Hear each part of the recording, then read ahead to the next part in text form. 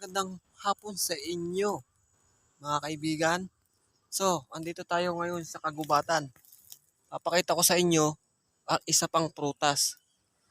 Ito, hindi to kinikilala na isang prutas to. Pero isa siyang prutas. Ang pangalan niya is acacia. Acacia na malalaking puno kasama ng mga nara. Itong acacia na to, isa rin to sa mga prutas. So, lalapitan natin. Mga kalawin.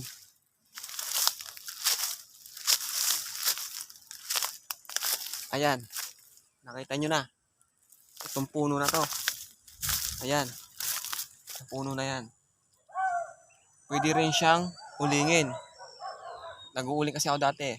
So ngayon papakita ko sa inyo ang bunga niyan. Bunga na kasya. Parang style sampalok. Kukuha lang ako. Mumult lang ako. Ito. Yan. Kinakain yan. Isa rin sa mga prutas din to. Hindi kinikilala ng ibang Pilipino na katulad natin. Pero ako, dito ko lang natuklasan to. Na kinakain pala ito. Binali ko na. Tamis. Ito lang kinakain dyan, no? To. Hindi yung balat, ha? Yung laman niya sa loob. Tamis. Para siyang sampalok na hinog. Kaso nga lang yung sampalok, medyo maasim pa. Ito walang asim. Matamis talaga siya. Kasabihan nila, bawal ka nito masubra ng 5. Nakakailo.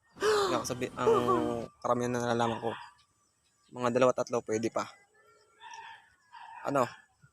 Nakilala nyo na. Ang puno acacia. Ito nga pala si Kuya Efren nyo. Ang matang lawin.